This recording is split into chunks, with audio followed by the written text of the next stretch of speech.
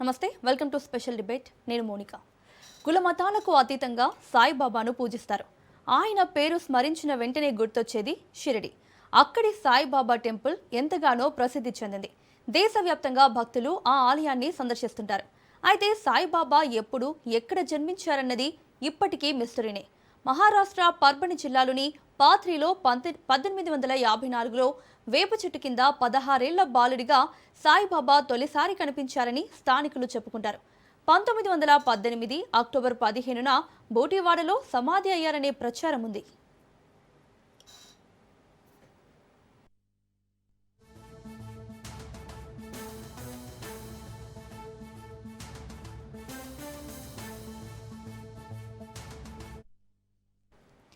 సాయిబాబా దేవుడా, మనిషా అనే భిన్న వాదనలు కూడా వినిపిస్తుంటాయి. సాయిబాబా ముస్లిం వ్యక్తి అని, ఆయన్ను చాంద్ మియా అని పిలిచేవారని, మసీదులో నివసించారని కొంతమంది వాదిస్తారు.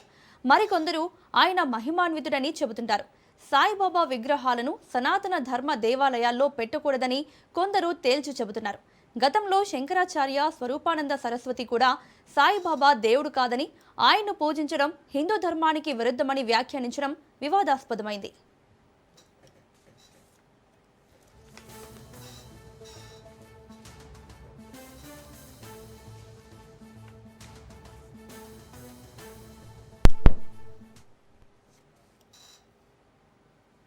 తాజాగా సాయిబాబాకు సనాతనంతో సంబంధం లేదన్నారు సామవేదం షణ్ముఖ శర్మ. అయితే ఆయన గతంలో సనాతన గురు పరంపరలో సాయిబాబా ఒకరని చెప్పడంతో చర్చ మొదలైంది. సామవేదం షణ్ముఖ శర్మ తీరుపై షిరిడి సాయిబాబా భక్తులు మండిపడుతున్నారు. 2024లో హిందూ దేవాలయాల నుంచి సాయిబాబా విగ్రహాలను తొలగించడం పెద్ద చర్చకు దారితీసింది. సనాతన రక్షక దళ్ వంటి సంస్థలు సాయిబాబా ఒక ముస్లిం ఫకీర్ అని, హిందూ ఆగమ శాస్త్రాల ప్రకారం దేవాలయాల్లో ఆయన విగ్రహాలను ప్రతిష్ఠించకూడదని వాదించాయి. ఇక ఇదే విషయంపై డిబేట్లో చర్చించడానికి పాల్గొంటున్నారు ఇంద్రకంటి వెంకట గోపాలకృష్ణ శర్మ గారు, శృంగేరి శంకరమఠం. నమస్తే సార్. నమస్కారం. శర్మ గారు, లలిత్ కుమార్, కరుణాకర్ సగుణ శ్రీ సామవేదం షణ్ముఖ శర్మ గారిని ఇంటర్వ్యూ చేయడం, వెంటనే షిరిడి సాయి భక్త ఐక్య వేదిక వారు ప్రెస్ మీట్ పెట్టడం జరిగింది. ఈ రెండింటిపై మీ అభిప్రాయం ఏంటి? అవునమ్మా, చాలా స్పష్టంగా ఉన్నాయి. 2 వీడియోల్లో కూడా చూడడం జరిగింది. సమవేదం వారు వారిని అడిగిన ప్రశ్నలన్నింటికీ ఒక శాస్త్రోక్తమైన సమాధానాన్ని ఇవ్వడం జరిగింది. అయితే ఆ ఛానల్ వారు ఎవరైతే భరతవర్ష అనే ఛానల్ ద్వారా అది ప్రసారం చేయడం జరిగింది.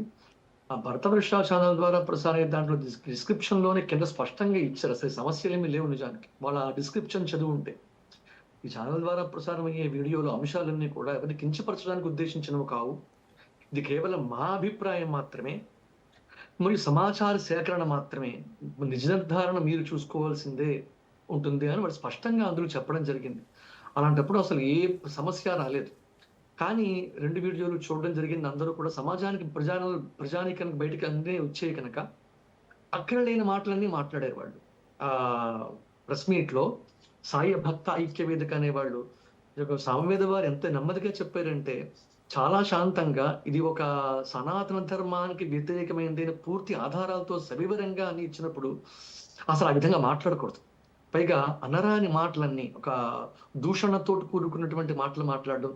గత 30 ఏళ్ళుగా ప్రవచనాలు చెప్తూ ఉన్నారు ఆయన. దేశ విదేశాల్లో పర్యటించి ఎన్నో చోట్ల పీఠాధిపతుల మన్ననలు పొందడం చెప్తే గొప్ప అనుష్ఠాత ముందు అన్నింటికన్నా.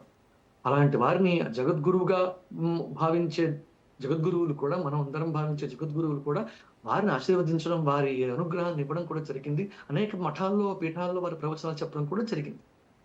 అలాంటి వారిని కించపరుస్తూ మాట్లాడడం, ఒక భవిష్యత్ జన్మల గురించి మాట్లాడడం, అనేక హీనమైనటువంటి మాటలు మాట్లాడారు ఆయన. మైనంపాటి ప్రసాద్ గారు అయినా, ఇంకా గుండా మల్లయ్య గారు, ఆ షిరిడి సాయి భక్త ఐక్య వేదిక హైదరాబాద్ లో ఎవరైతే ప్రెస్ మీట్ లో మాట్లాడారో వాళ్ళందరూ కూడా కించపరుస్తూనే మాట్లాడేది చాలా తప్పమ్మా. చాలా ప్రధానంగా చేసిన తప్పిది. సాయిబాబా గారి విషయం పక్కన పెడదాం. అసలు వీరికి ఎంత జ్ఞానం ఉండి మాట్లాడతారు ఇలాగా? సాక్షాత్ ఒక 30 ఏళ్ళుగా ప్రవచనం చెప్తూ ఉన్నటువంటి, ఎటువంటి వివాదాలకి తావివ్వని ఒక మహానుభావుని పట్టుకుని నీచాతి నీచంగా మాట్లాడేది మేము ఎవరం ఒప్పుకోం. ఇది అంగీకరించాల్సిన విషయం అయితే కాదు. వారి శిష్యులు మేము, వారి దగ్గర మంత్ర స్వీకారం చేసినటువంటి వాళ్ళం. వారు ఎంతో జ్ఞానాన్ని మాకు అందరికీ ఉపదేశించినటువంటి వారు. స్పష్టంగా వారిద్దరి, లలిత్ కుమార్ గారు, కరుణాకర్ సుగ్గుణ గారు వారు చేసిన ఇంటర్వ్యూలో సామవేదం వారు చాలా స్పష్టంగా చెప్పారు. ఇంకా విశేషం ఏంటంటే, మీరు అడిగిన ప్రశ్నకి నేను ఈ వీడియో చేసిన తర్వాత ఇలా స్పందిస్తారు అని కూడా వారు చెప్పారండి ముందే. ఎలా చెప్తారు, ఎలా స్పందిస్తారని చెప్పారో అలాగే స్పందించారు వాళ్ళు కూడా. అది ఐక్య వేదిక వాళ్ళు ప్రెస్ మీట్‌లో చాలా హీనంగా మాట్లాడారు గురువుగారి గురించి. చాలా తప్పుగా మాట్లాడారు. అవన్నీ కూడా మేము ఖండిస్తున్నామమ్మా. దీనికి జరగాల్సిన కార్యాచరణ ఏం చేయాలో కూడా సిద్ధం చేసుకుంటూ ఉన్నాం. తప్పకుండా వాటినన్నీ కూడా మేము చేయడం జరుగుతుందమ్మా. ఓకే శర్మ గారు, అలాగే శృంగేరి జగద్గురువులు సాయిబాబా గారిని శిష్టాచారం అని చెప్పారని వీడియో కూడా చూపించారు. అది నిజమేనా? అవును. ఆ! అది చాలా పెద్ద తప్పమ్మా. ఆ వీడియో చూపించేది సత్యమే. కానీ అది లలితాదిత్య అవధాని గారని శృంగేరిలో ఉంటారు. వారు ప్రశ్న వేశారు. ఆ గురువు జగద్గురులు అడిగారు. సనాతన ధర్మంలో ఎంతోమంది దేవతలతో పాటు మానవలుగా ఉండి పరిగణించబడుతూ దేవతా స్థానాన్ని పొందిన వాళ్ళు ఉన్నారండి. ఇది సాధ్యమేనా? అని అడిగిన ప్రశ్నకి జగద్గురు ఇచ్చినటువంటి సమాధానం ఏంటి అంటే, అలా ఎవరితో పడితే వాళ్ళని దేవతలు అనకూడదండి. అక్కడ ఒక 3 విశేషాలున్నాయి. ఆ మూడింటిలోకి వచ్చినట్టయితే తప్పకుండా అంగీకరించవచ్చు అని చెప్పి ఒకటి ప్రధానంగా వేదం అంగీకరించాలి. వేదం అంగీకరించినటువంటిది కాకపోతే అది సనాతన ధర్మంలోకి చెల్లదు. రాదు. సనాతన ధర్మం చెప్పుకోవడానికి వీలు లేదు అటువంటి వాళ్ళకి. పైగా రెండవదేంటంటే పురాణములు, ఇతిహాసాల్లో కానీ ఆ క్రియా విధానం వాళ్ళు ఆచరించే తీరు అక్కడెక్కడైనా చెప్పిన అది కూడా ఆచరించవచ్చు. తప్పులేదు. వాళ్ళు చెప్పిన పురాణాల్లో ఉన్న తీసుకోవచ్చు. ఇక మూడవది శిష్టాచారం అన్నారు. శిష్టాచారం అంటే ఏంటనేది కూడా స్పష్టంగా చెప్పారు జగద్గురువులు విధుశేఖర భారతీ సన్నిధానం వారు అక్కడ. శిష్టాచారము అంటే ఎవడు పడితే ఏది పడితే తీసుకుని మా పూర్వాచారం లేకపోతే శిష్టులైన వాళ్ళు ఇలా చెప్పారు గతంలో, వాళ్ళు ఇప్పుడు లేరు కనుక వాళ్ళు చెప్పారు అందుకని అది పట్టుకుని మేము ఇలా చేస్తామని అనకూడదు. శిష్టాచారం అంటే ఏంటి అన్నదానికి వివరణిస్తూ గురువు గారు ఇచ్చిన సందేశం ఏంటంటే, వేదాన్ని అనుసరిస్తూ వేద విహిత కర్మల్ని ఆచరిస్తూ పురాణ ఇతిహాసములలో ఉన్నటువంటి కర్మలను ఆచరిస్తూ వేద ధర్మంగా ఎవరైతే జీవనం కొనసాగించి ఉంటారో వారు చెప్పినది శిష్టాచారం అవుతుంది. అంటే అందరూ వేదంలో ఉన్నటువంటి ప్రమాణాలను స్వయంగా తెలుసుకోలేరు కనుక ఎవరైతే మహాత్ములు పుణ్యపురుషులు అటువంటి వారు ఎవరైతే ఉంటారో వాళ్ళు శిష్టులు అనబడతారు అన్నారు తప్ప సాయిబాబా శిష్టులు అని చెప్పలేదు అక్కడ. పైగా ఏమన్నారంటే అలాంటి శిష్టాచారం అయితే అంగీకరించవచ్చు, ఆచరించవచ్చు. అంటే ఎంతో మంది ఉపాస్య దేవతలు ఉంటారు. అది కాక కారణజన్ములు ఉంటారు. మహానుభావులు కొంతమంది పుడతారు. రమణ మహర్షి లాంటి వాళ్ళు, వివేకానందుడు లాంటి వాళ్ళు, రామకృష్ణ పరమహంస లాంటి వాళ్ళు. వారందరినీ కూడా మనం దైవంగా భావిస్తాం. తీసుకొచ్చి దేవుడి దగ్గర దేవుడి ఫోటోలో పెట్టి రాముడు అక్కడ పాదాల దగ్గర అది పెట్టాం కదండి. అందుకు స్పష్టంగా చెప్పడం కూడా జరిగింది గురువు. శిష్టాచారం అంటే ఏది పడితే అది కాదమ్మా. అది వేదం ఒప్పుకున్నటువంటి వాళ్ళు, వేద విహితమైన కర్మను ఆచరించే వాళ్ళు ఎవరు చెప్తారో అది వారు చెప్తే ఆచరించవచ్చు. అది శిష్టాచారం అన్నది. ఇప్పుడు ఇక్కడ వేదం ఉందా, వేద ప్రమాణం ఉందా, లేకపోతే పురాణ ఇతిహాసాల్లో ఎక్కడన్నా ఉందా, లేకపోతే శిష్టాచారంలో అటువంటి వాళ్ళు ఒక 200 ఏళ్ళు వెనక్కి వెళ్తే ఎవరైనా ఉన్నారా అమ్మ అటువంటిది? ఎక్కడా లేదు. దాన్ని స్పష్టంగా ఇంటర్వ్యూలో ఆ కరుణాకర్ సుగ్గుల గారికి వారు చేసిన ఇంటర్వ్యూలో కూడా చెప్పడం జరిగింది, లలిత్ కుమార్కి కూడాను. వాళ్ళు స్పష్టంగా ఎక్కడ కొంచెం కూడా అవకతవకలు లేకుండా ఎవరిని మభ్యపెట్టడం, మాయ చేయడం, నిందించడం లాంటివి చేయలేదమ్మా. వారి ఇంటర్వ్యూలో సామవేదం వారు అడిగినప్పుడు చాలా స్పష్టంగా శాస్త్ర ప్రమాణాలతో అంగీకరించేలా, నిజంగా ఎవరైనా కూడా అంగీకరించేలాగే మాట్లాడారు. అందులో ఎక్కడ లోపాలు ఏమి ఎవ్వరికీ కనపడలేదు వీళ్ళకి తప్ప. అందులో విశేషం ఏంటంటే సామవేదం వారు ఎక్కడ ఏ కోశాన సాయిబాబా గారిని కించిత్ కూడా తక్కువ చేసి కించిత్ చేసి మాట్లాడలేదు. సాయిబాబా గారు అంటే న్యూట్రల్లో ఉంటాను నేను, నాకు భక్తి లేదు, అలాగని నీకు ద్వేషం కూడా లేదు అని స్పష్టంగా చెప్పారు. ఈ బైనంపాటి ప్రసాద్ గారు మీకు ఎందుకు ద్వేషం సాయిబాబా గారు అంటే అని పదే పదే అడగడం, ఇలాంటివన్నీ కూడా చేశారు. అక్కడ ఎక్కడ చెప్పలేదు. మీరు పొరబడుతూ ఉన్నారు. వారి ఇంటర్వ్యూ మరొకసారి చూడండి, మొదటి చివరి దాకా గురువు సంవేదం వారు ఇచ్చింది. ఎక్కడా సాయిబాబా గారిని కించి తక్కువ చేయలేదు. ఆయన గొప్పవారనే అన్నారు. ఇంకా చెప్పాలంటే అంటే వాళ్ళ పూర్వీకుల నుంచి కూడా ఏ ఆచారంలో ఉందో అదే పాటిస్తారు. మా ఇంట్లో అటువంటి ఆచారాలు లేవు.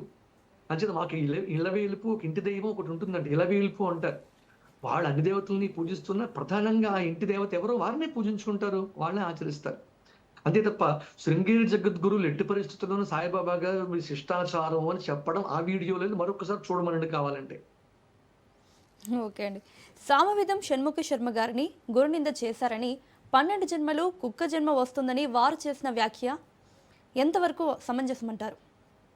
చాలా దారుణం అమ్మా. అది ఇందాక నేను చెప్పి ఉన్నాను కదా! హ్మ్. సామవేదం వారు ఎంత స్పష్టంగా ఇది అశాస్త్రీయమని, వేద సమ్మతం కానిదని ఎంత చెప్పినా కూడా వాళ్ళవేమీ వినకుండా సాయిబాబా మీదేదో కక్ష కడుతున్నారు. వీళ్ళందరూ వేరే వాళ్ళ మీద ఉన్నటువంటి చులకన భావనంతా కూడా ఆ గురువుగారి మీద ప్రవర్తించడం జరిగింది. హ్మ్. అదొక రహస్యం చెప్పాలిక్కడ. ఇప్పుడు ఆదిశంకర భగవత్పాదుల వారు 72 అవైదిక మతాలను ఖండించారు అని మనకి శంకర విజయం చెప్తూ ఉంది. మనకు అందరూ చెప్తూ ఉంటారు ఈ విషయాన్ని.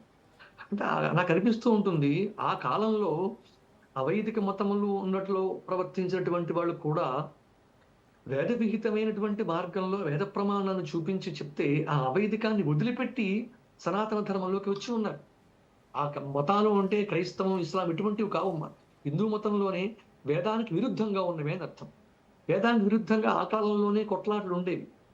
కానీ వాటన్నిటికన్నా ముందు ఒక ప్రమాణాన్ని చూపించి మాట్లాడినప్పుడు అంగీకరించే మనస్తత్వం కూడా ఆ కాలం వాళ్ళకు ఉంది. ఇది గొప్ప విషయం అంగీకరించాల్సింది.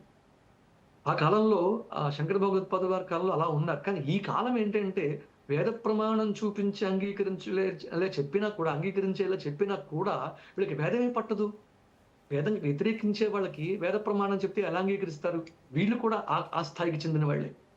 అది ఇక్కడ సాయిబాబాని తప్పు పట్టాల్సిన పని లేదు.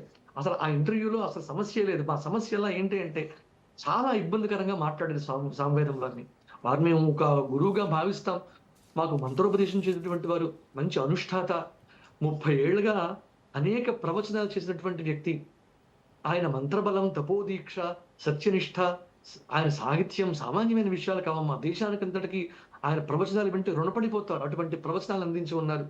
వారి నిత్యానుష్ఠానం, వారి గురుభక్తి సామాన్యమైనది కాదు. అటువంటి వారిని అలా మాట్లాడడం చాలా పెద్ద తప్పు. ఇది పూజ చేయడం, ఆరాధన చేయడం దేవతల్ని సాయిబాబా కూడా సంతోషించడు ఇటువంటి వారిని మాట్లాడితే.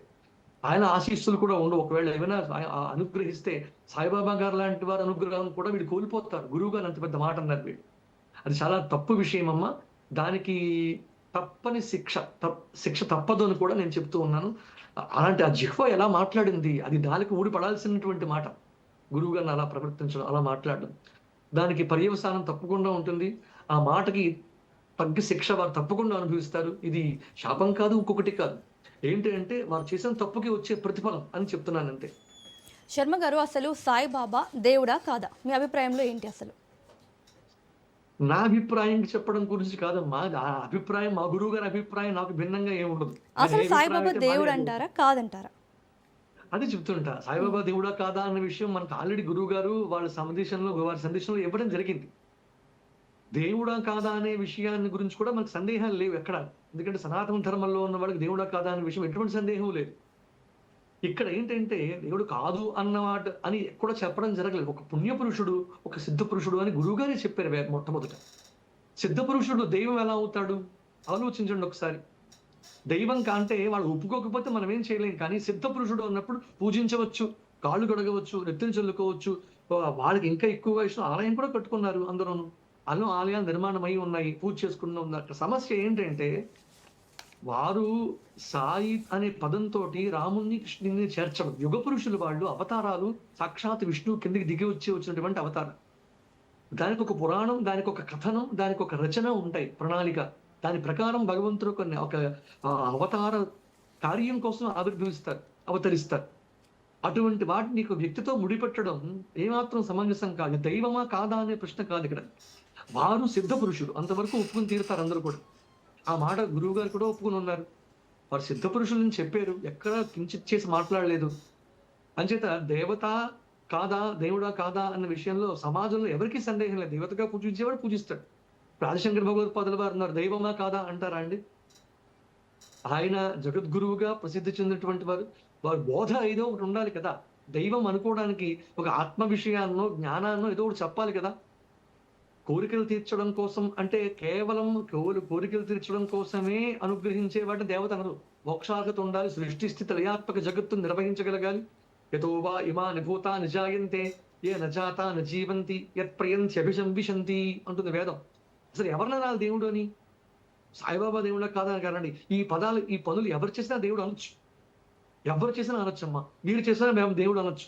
ఏంటవి అంటే యతో వా ఇమాని భూతాని జాయంతే. సృష్టి అంతా ఎవరి వల్ల ప్రారంభించబడింది? ఎవరు సృష్టించారు జగత్తుని? ఎవరి వలన సృష్టి నడవబడుతోంది, తిరిగి ఎవరిలో లీనమవుతుంది, ఈ సృష్టి స్థితి లయాత్మ జగత్తంతా ఎవరు నిర్వహిస్తారు, ఇది కాక ఒక 6 కర్మలు చెప్పారు. ఆ 6 పనులు ఎవరైతే చేస్తారో వారిని భగవంతుడు అనొచ్చు సాక్షాత్. ఇవన్నీ షిరిడి సాయిబాబా గారు చేస్తే సాయిబాబాను కూడా దైవం అనొచ్చు, తప్పే ఉంది, ఏమి తప్పలేదు. ఎవరు చేస్తే వారిని దైవం అనొచ్చు. ఏంటవి? సృష్టి స్థితి లయలు, తిరోధాన అనుగ్రహాదులు ఇత్యాది కొన్ని కర్మలు ఉన్నాయి. ఇవన్నీ చేస్తే వారిని దైవమును స్పష్టంగా అనొచ్చు, భగవంతుడిని కూడా అనొచ్చమ్మ. శర్మ గారు, సామవేదం వారిని మీరు సనాతన ధర్మానికి చెందినవారు కాదని అన్నారు మైనంపాటి ప్రసాద్ గారు. 30 సంవత్సరాలు ప్రవచన యజ్ఞంలో ఎప్పుడైనా గురువు గారు సనాతన ధర్మానికి వ్యతిరేకంగా మాట్లాడారా?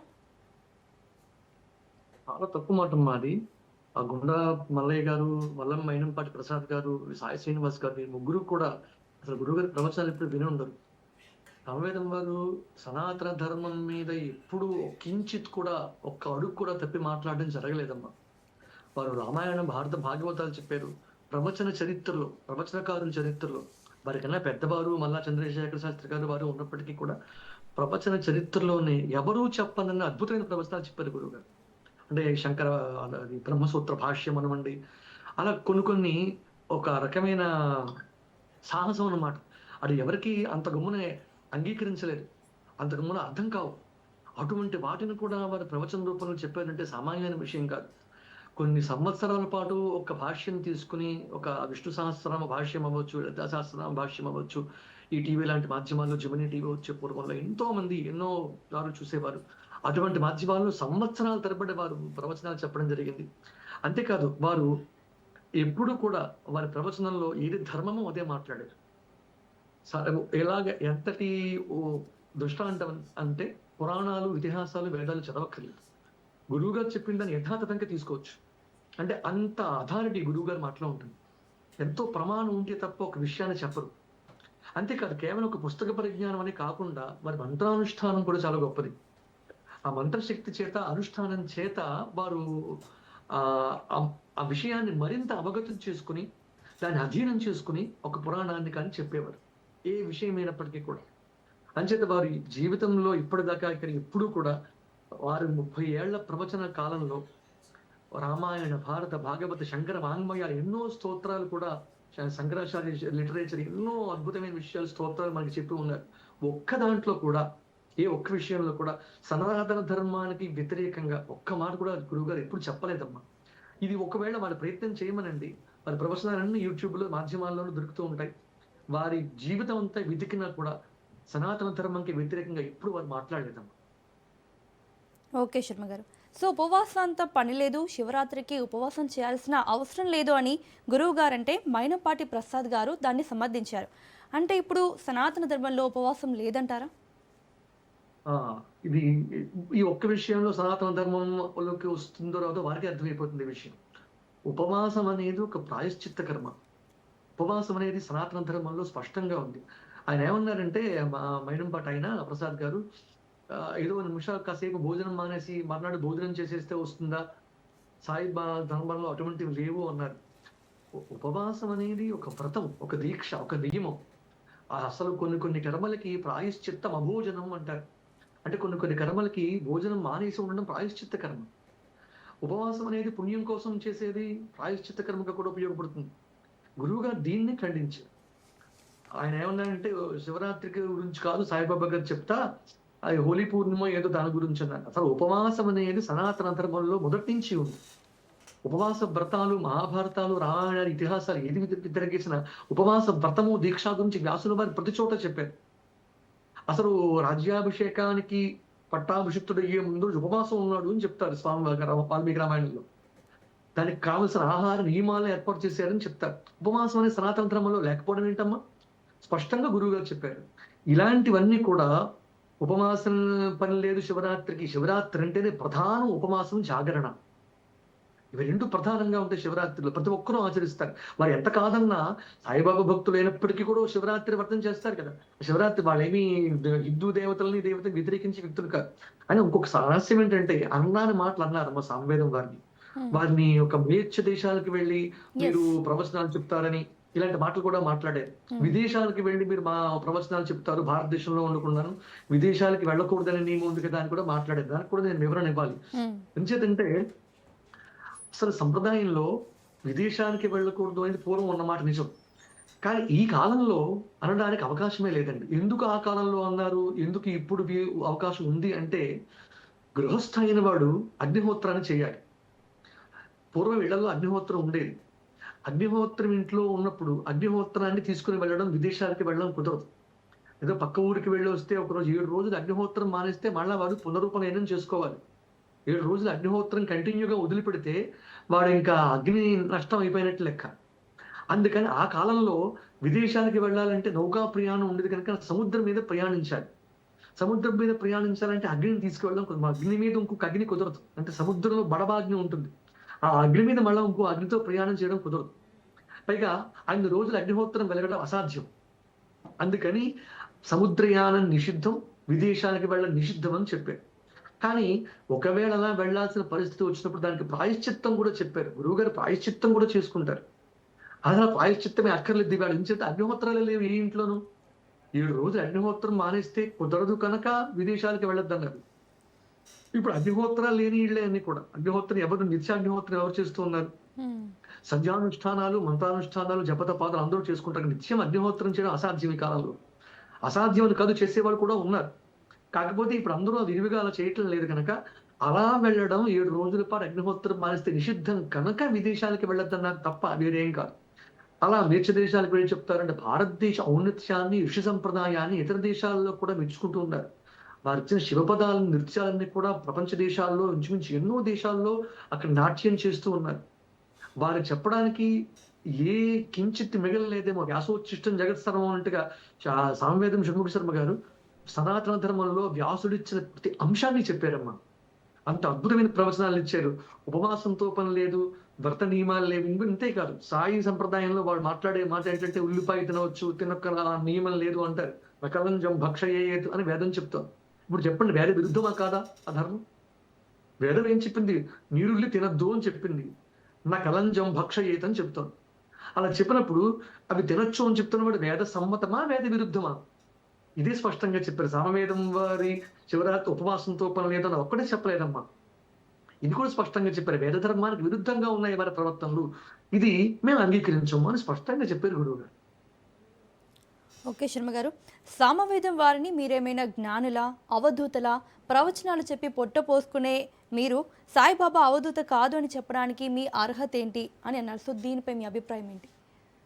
సామవేదం వారిని జ్ఞానులా అంటే ఈయనకి అజ్ఞానికి జ్ఞాని ఎలా కనపడతాడు? అజ్ఞానిలాగా కనపడతాడు. అంతే కదా.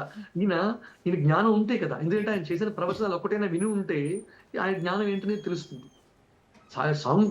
సంవేదం వారు అనుష్ఠాన పరులు. వారు నిత్యానుష్ఠానం చేస్తారు. గురువుల దగ్గర శాస్త్ర ప్రకారంగా, విధానం ప్రకారంగా మంత్రదీక్ష తీసుకున్నటువంటి వారు. వారి గురు పరంపర ఉంది.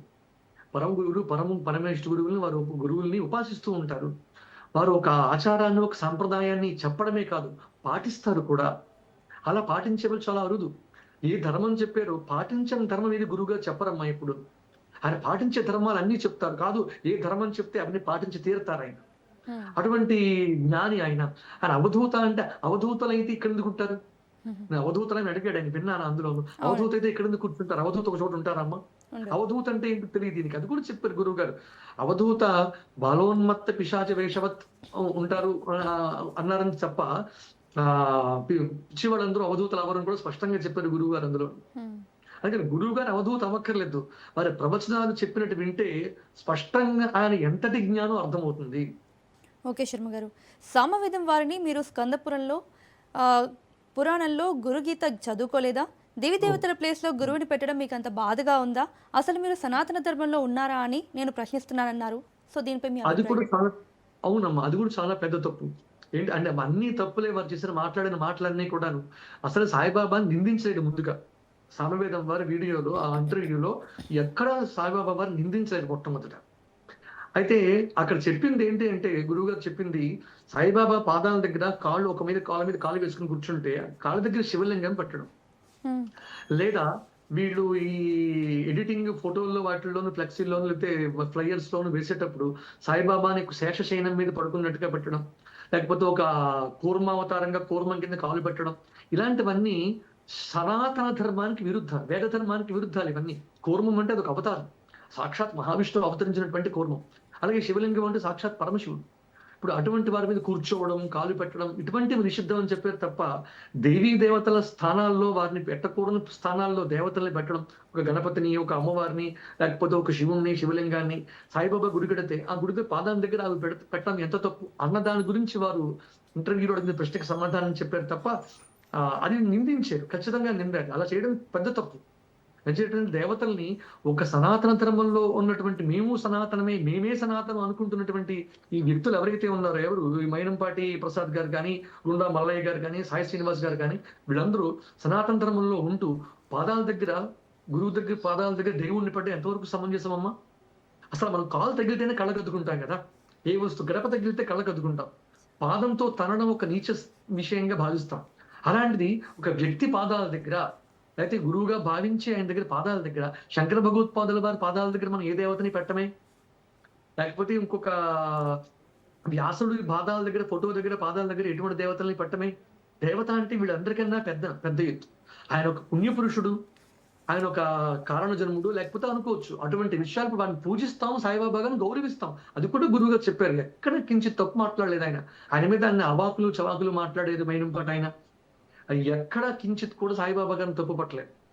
మేము అంగీకరించాం, మేము భక్తులము కాము, అలాగే మేము వ్యతిరేకము కాదు అని స్పష్టంగా చెప్పారు కదమ్మా. ఎందుకు ఇంత కక్ష గురువు గారి మీద వీళ్ళకి?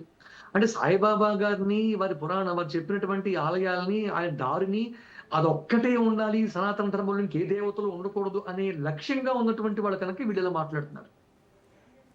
ఇది చాలా పెద్ద అనర్థం హిందూ ధర్మానికి, సనాతన ధర్మానికి. అది ఇంకొక రహస్యం చెప్పనమ్మా మీకు.